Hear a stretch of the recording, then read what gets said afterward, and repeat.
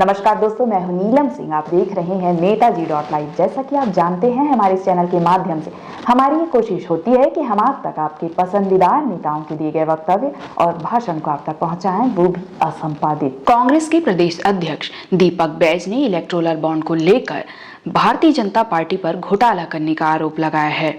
उन्होंने कहा कि केंद्र सरकार नहीं चाहती थी कि एसबीआई पूरी सच्चाई सामने ले। इसमें केंद्र सरकार की भी बहुत बड़ी मिलीभगत है। आइए देखते हैं हमारे चैनल नेताजी.live के माध्यम से कांग्रेस के प्रदेश अध्यक्ष दीपक बैज क्या कह रहे हैं। दीपक बैज ने चुनावी चंदा घोटाला को भी बहुत बड़ा घोटाला बताया है। उन्होंने कहा कि भाजपा ने केंद्र में भारतीय जनता पार्टी की सरकार रहते हुए इसका दुरुपयोग किया है। मोदी सरकार ने बड़ी बड़ी कंपनियों के सीबीआई, आईटी जैसे सरकारी एजेंसी का सहारा लेकर उनसे चंदा वसूला है। अभी हमारे प्रिंट और इलेक्ट्रॉनिक मीडिया पोर्टल सभी मीडिया के साथियों को, हमारे चेयरमैन सुशीलानंद शुक्ला जी, हमारे जीएस सेक्रेटरी और एजीएस हमारे महामंत्री और सभी हमारे आदरणीय साथीगण, वर्तमान परिस्थिति में पूरे देश में जिस हिसाब से माहौल अभी चल रहा है, आप लोग अवगत है। इलेक्टोरल बॉन्ड को लेकर देश की जनता जानना चाह रही है और देश के हर एक नागरिक जानना चाह रहे हैं। इसके लिए मैं बहुत बहुत धन्यवाद देता हूं माननीय न्यायालय सुप्रीम कोर्ट को, जिन्होंने कम से कम जो इलेक्टोरल बॉन्ड को असंवैधानिक करार दिया और उसकी जानकारियों को सार्वजनिक करने का एसबीआई को उन्होंने निर्देशित किया। इसके लिए धन्यवाद। केंद्र सरकार नहीं चाहती थी कि एसबीआई पूरी जानकारी सामने लाए। कहीं न कहीं केंद्र सरकार की बहुत बड़ी मिलीभगत है, दाल में काला है, इसलिए वो चाहती थी कि इसको छुपाया जाए। लेकिन माननीय न्यायालय ने देश की जनता के सामने सार्वजनिक कर भारतीय जनता पार्टी और केंद्र सरकार की पूरा पोल खोल के उन्होंने रख दी है। आदरणीय साथियों, चुनावी चंदा घोटाला देश के लिए बहुत बड़ा घोटाला है।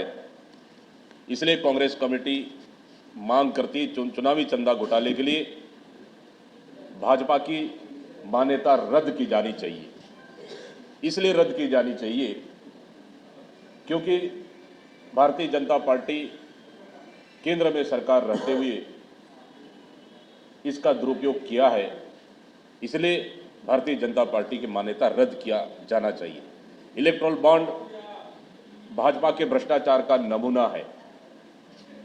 मोदी सरकार ने कंपनियों पर ईडी, सीबीआई से छापा मरवाकर भाजपा के लिए चंदा वसूला है। मोदी सरकार ने केंद्रीय एजेंसियों का दुरुपयोग, विपक्षी दलों के नेताओं के दमन के साथ ईडी, आईटी, सीबीआई का दुरुपयोग कर भाजपा का वसूली एजेंट बना दिया है। जहां चुनाव होते हैं वहां के विपक्षी दलों के नेताओं के खिलाफ झूठे मुकदमे दर्ज कराए जाते हैं। ईडी के द्वारा षड्यंत्र रचा जाता है। पूरे देश में यही स्थिति निर्मित है। ईडी, सीबीआई, आईटी व्यापारिक घरानों, उद्योगपतियों के यहाँ छापा मारती है। उसके बाद भाजपा को चंदा देने दबाव बनाया गया। हजारों करोड़ रुपए वसूला गया। भाजपा प्रायोजित अवैध वसूली का इससे बड़ा उदाहरण पूरी दुनिया में नहीं मिलेगा। सरकार जिसकी लोगों के जान माल के संरक्षण देने की कानूनी जवाबदारी होती है, उसी ने केंद्रीय एजेंसियों के माध्यम से वसूली किया। मोदी सरकार ने ईडी, आईटी, सीबीआई को अपना मोहरा बनाकर देश की संपत्ति को लूटने का इन्होंने काम किया। इलेक्टोरल बॉन्ड से संबंधित जो जानकारी सामने आई है, इससे साफ हो गया इलेक्टोरल बॉन्ड मोदी सरकार द्वारा भाजपा को फायदा पहुंचाने के लिए लाया गया था।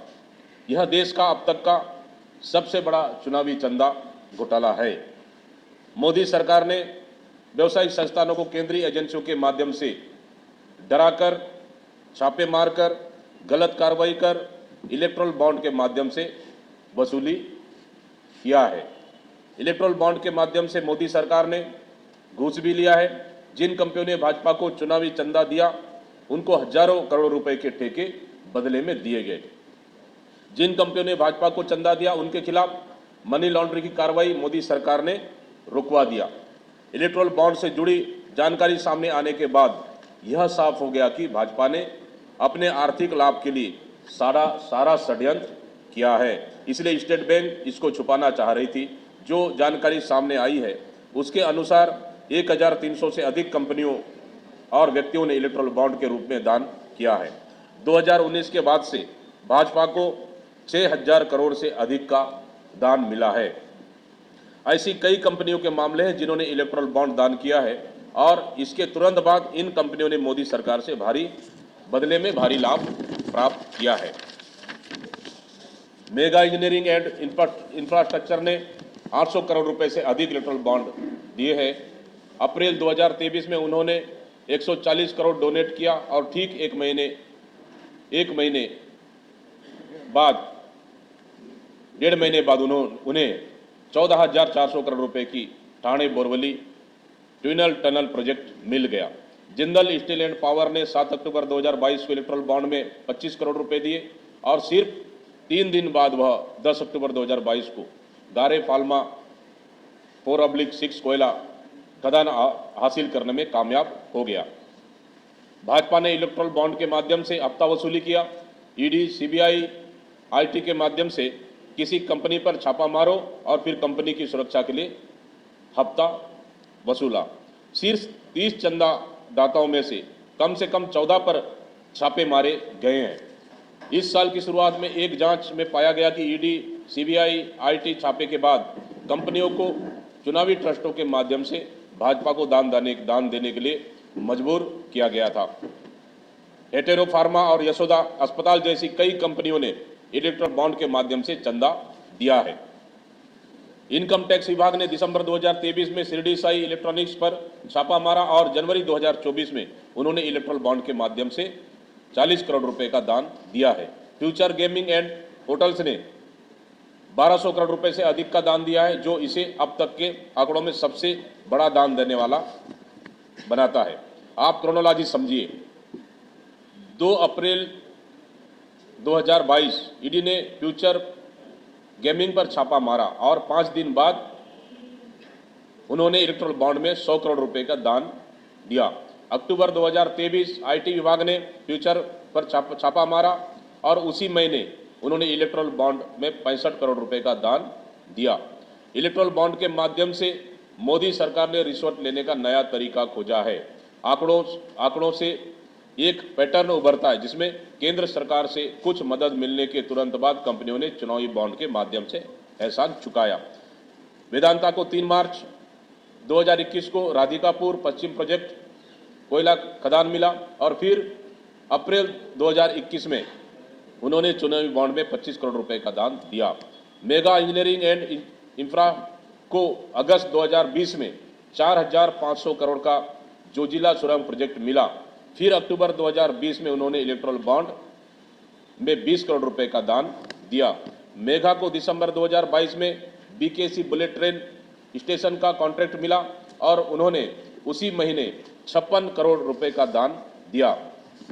इलेक्ट्रोल बॉन्ड घोटाला भाजपा की बदनीयती, भ्रष्टाचार का सबसे बड़ा सबूत है।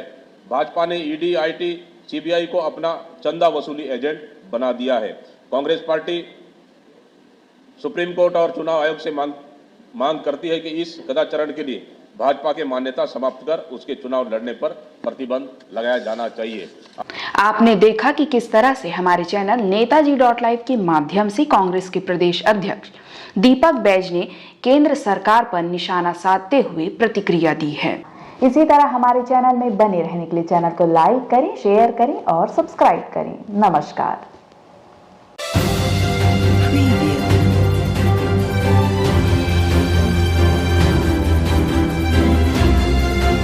नेताजी.live के प्रायोजक है Satyadeep diagnostic and clinic, Supela, Bhilai.